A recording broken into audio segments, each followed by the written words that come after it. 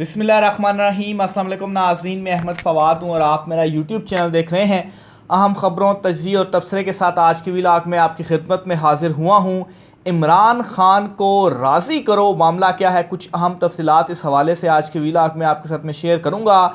इमरान खान मान नहीं रहा और इस वजह से जो दबाव है कुछ हलकों के ऊपर वो बढ़ रहा है। 1 मिनट की वीडियो लीक हुई है और इस वीडियो लीक ने हर तरफ जो आग है वो लगा दी है और कप्तान के हक में एक बड़ी गवाही सामने आई है। ये मामला क्या है, इस पर भी कुछ अहम तफसीलात है, वो भी आज की व्लॉग में आपके सामने रखूँगा।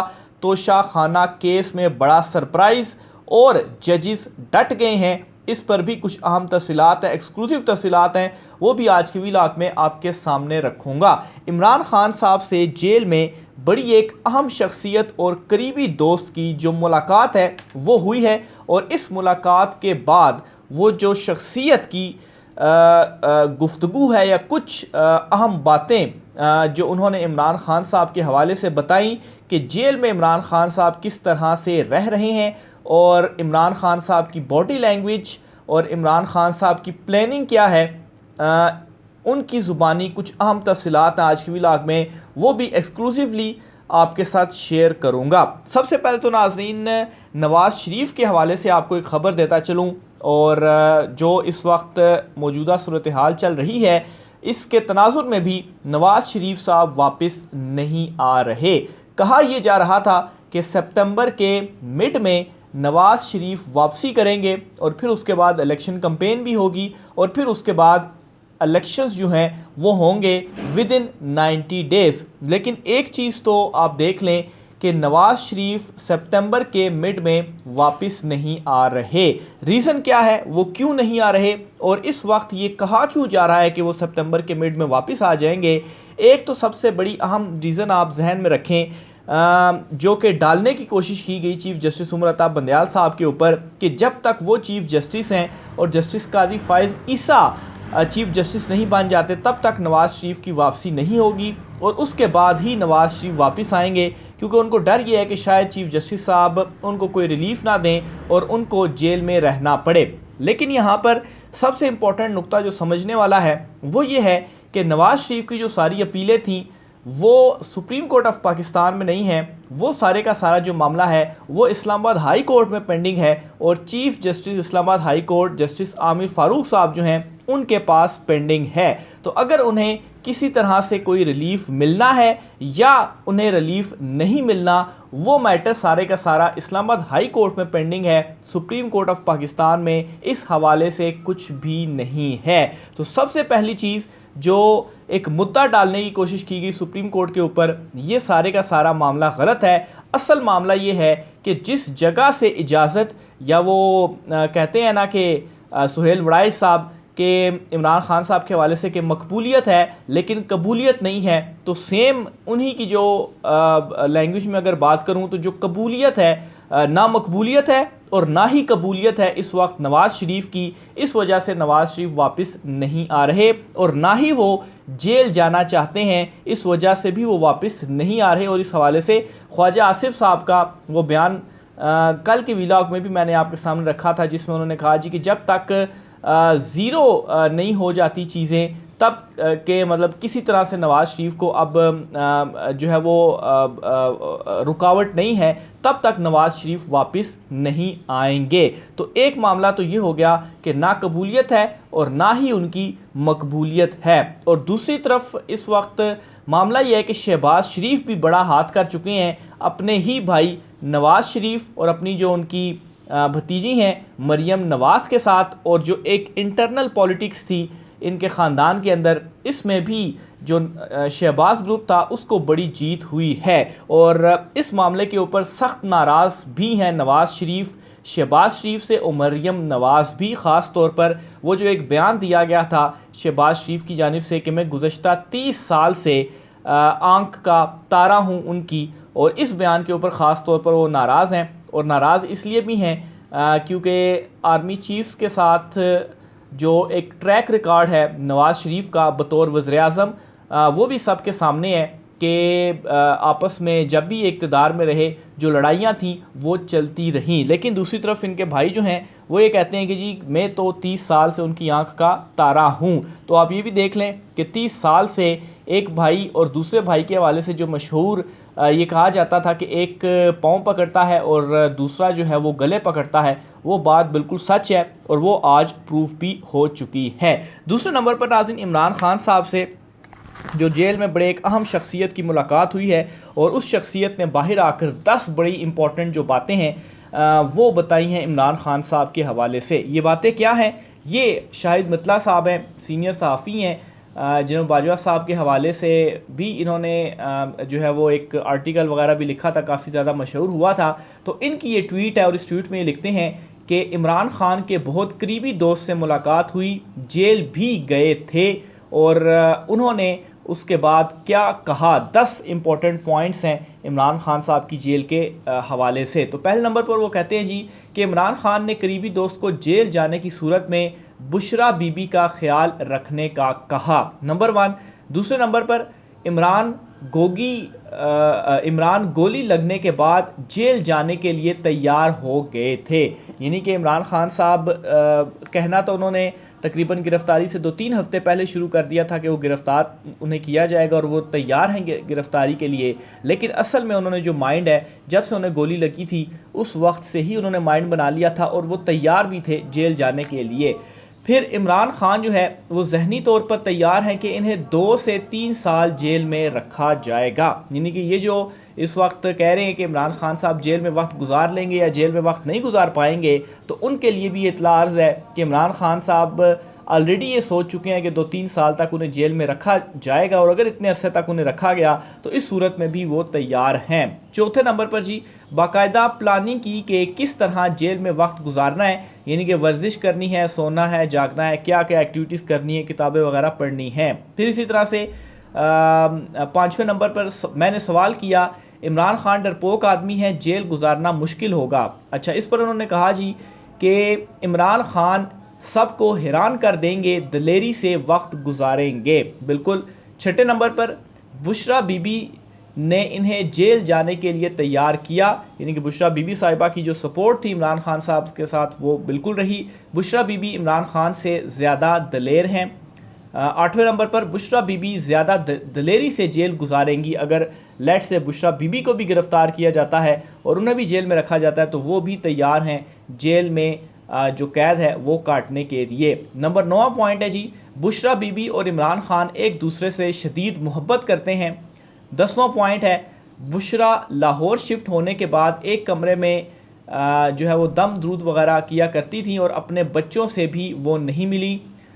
फिर 11वां पॉइंट भी उन्होंने बीच में दिया कि बुशरा बीबी के साथ फ़रा गोगी ने धोखा किया, फ़रा और इसके खामन ने पैसा बनाया जिसका बुशरा बीबी को बाद में पता चला।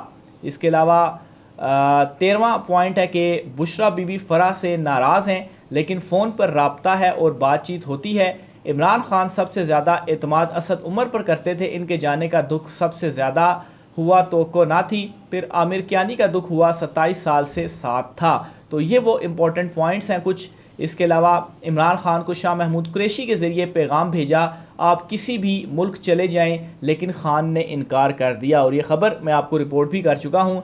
इमरान खान शाह महमूद कुरैशी पर ज़्यादा एतमाद नहीं करते, बल्कि जब रिहा हो के आए तो कहा इस्टेब्लिशमेंट ने भेजा है। खान कहता कुरैशी वज़ीर-ए-आज़म बनने के लिए कुछ भी कर सकता है, जमात हवाले नहीं की जा सकती। तो ये कुछ अहम पॉइंट्स थे इमरान खान साहब के हवाले से और इसमें इमरान खान साहब की दलेरी और ओवरऑल बहुत सारी ख़बरें जो मैं आपके साथ शेयर भी करता रहता हूँ, इस हवाले से एक तस्दीक भी होती है। दूसरी तरफ नाज़रीन, 1 मिनट का वीडियो क्लिप इस वक्त काफ़ी ज़्यादा वायरल हो रहा है और ये बेसिकली जो वीडियो क्लिप है वो जावेद चौधरी साहब हैं, इन्होंने इंटरव्यू किया है अलीम खान साहब का और इस इंटरव्यू का ये 1 मिनट का क्लिप है जो कि काफ़ी ज़्यादा वायरल हो रहा है और इसमें आपने भी सोशल मीडिया के ऊपर ये क्लिप शायद देखा और सुना हो। इस क्लिप में बुनियादी तौर पर अलीम खान साहब एक बड़ा इकरार कर रहे हैं और वो ये कहते हैं, जब उनसे पूछा गया, जावेद चौधरी ने सवाल किया कि इमरान खान साहब जेल में वक्त गुजार लेंगे क्योंकि उनकी तो एक शहाना लाइफ थी, तो शहाना लाइफ छोड़कर वो जेल में किस तरह से वक्त गुजारेंगे।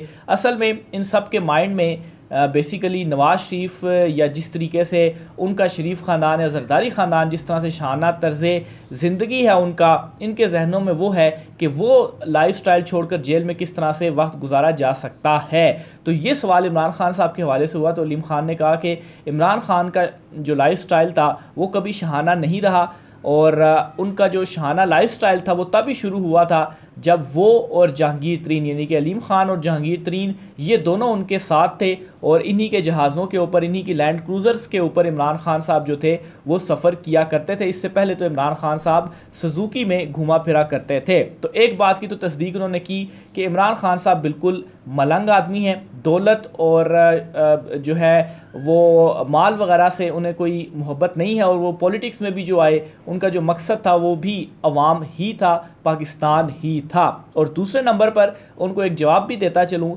कि इमरान खान साहब जब इस मुल्क का हीरो था और 80s में या फिर 90s में, 92 में उन्होंने वर्ल्ड कप जीता, तो अलीम खान साहब आपको और जहांगीर तरीन को शायद कोई जानता भी नहीं था। ये तो आप इमरान खान के साथ अटैच हुए तो तब जाकर आपको लोगों ने जाना, उससे पहले आपकी क्या वैल्यू थी ये भी सबको पता है। और इमरान खान साहब से हटने के बाद अब आप दोनों मिलकर भी किसी एक हल्के से इलेक्शन लड़ें तो तब भी आप इमरान खान के मुकाबले में जीत नहीं सकते। और जहाँ तक इमरान खान साहब के लाइफस्टाइल की बात है तो 80s में इमरान खान साहब का जो लाइफस्टाइल था या जो है वो उनसे मिलने की जो ख्वाहिशें बड़े बड़े लोग किया करते थे, और उस वक्त जो गाड़ियाँ वो स्पोर्ट्स में उनको जो है वो जीता करते थे या जो पैसा था, तो उस वक्त आपकी भी ये वैल्यू नहीं थी। ये अलहदा बात है कि इमरान खान साहब ने जो है वो प्रायोरिटाइज़ किया और उन्होंने बजाय शहाना ज़िंदगी गुजारने के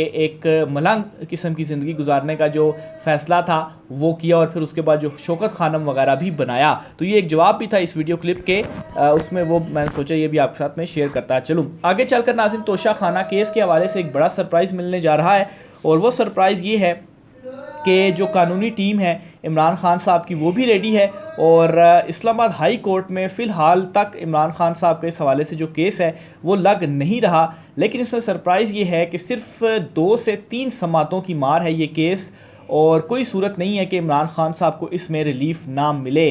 और बहुत भी हुआ तो इस्लामाबाद हाई कोर्ट इसमें ज़्यादा डिले नहीं कर पाएगी, और इसकी एक जो बड़ी रीज़न है वो भी मैं आपके सामने रखता हूँ, और वो ये है कि जिस तरह से पाकिस्तान तहरीक-ए-इंसाफ के ख़िलाफ़ जब क्रैकडाउन हुआ तो अदालती अहकामात भी नहीं माने गए। लाहौर हाई कोर्ट की बात की जाए, सुप्रीम कोर्ट की बात की जाए, इवन के इस्लामाबाद हाई कोर्ट की बात की जाए, तो बहुत सारे ऐसे अहकामात हैं जो उसके बाद सामने आए, लेकिन उन अहकामात के ऊपर अमल नहीं किया गया। और इससे आप एक देख भी सकते हैं कि अदलिया के अंदर ज़ाहिर सी बात है अगर अदलिया के अहकामात नहीं माने जा रहे तो फिर अदलिया का फ़ायदा क्या हुआ, इंसाफ कौन देगा, कहाँ से इंसाफ आएगा। तो एक बेचैनी या हलचल उस वक्त भी थी, लेकिन वो कहते हैं कि एक चीज़ को आप एक हद तक ही दबा सकते हैं या एक हद तक ही आप कुछ जो इक़दामात हैं वो किए जा सकते हैं। अब की जो चीज़ सूरत हाल में देख रहा हूँ कि एक वो कहते हैं कि एनफ इज़ एनफ वाली जो आवाज़ है वो इस वक्त गूंज रही है, और उसका सबसे पहला जो एक सिग्नल सामने आया है वो इस्लामाबाद हाई कोर्ट के ही जस्टिस बाबर सत्तार साहब जो हैं उनकी सूरत में सामने आया है।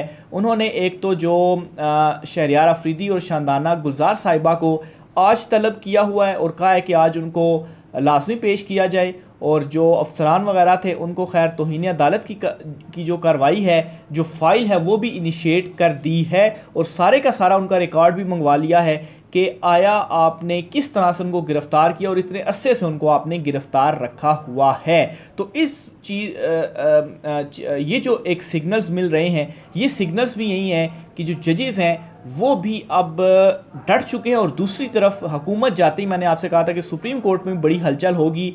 एक तो जो वो फैसला आया प्रैक्टिस एंड प्रोसीजर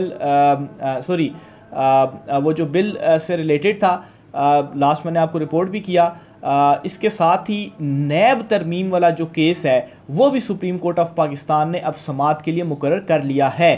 गालबन अगर मैं भूल नहीं रहा तो 18 अगस्त को उस केस की समाअत है, और अगर इस केस में पाकिस्तान तहरीक इंसाफ की एप्लीकेशन एक्सेप्ट हो जाती है तो ये जो नैब तरमीमें इन्होंने सारी की हैं ये सारी की सारी रिवर्स हो जाएंगी। और फिर उसके बाद ये जो NRO 2 इन्होंने दिया है, ज़ाहिर सी बात है सारे नैब की केसेस थे इनके ऊपर और दीगर भी होंगे, लेकिन वो जो सारे का सारा NRO 2 है वो सारे का सारा रिवर्स होगा। तो ये कुछ इशारे अदलिया से भी सामने आ रहे हैं और जाहिर सी बात है इसमें फिर बड़े सरप्राइजेस आइंदा आने वाले दिनों में भी मौजूद हैं। तो ये नाज़रीन आज की कुछ अहम तरीन तफसीलात थी। इस हवाले से मज़ीद जो भी होता है आपके साथ में चीज़ें शेयर करता रहूँगा। आज की वीडियो से इतना ही, मुझे इजाज़त दीजिए। अल्लाह हाफ़िज़।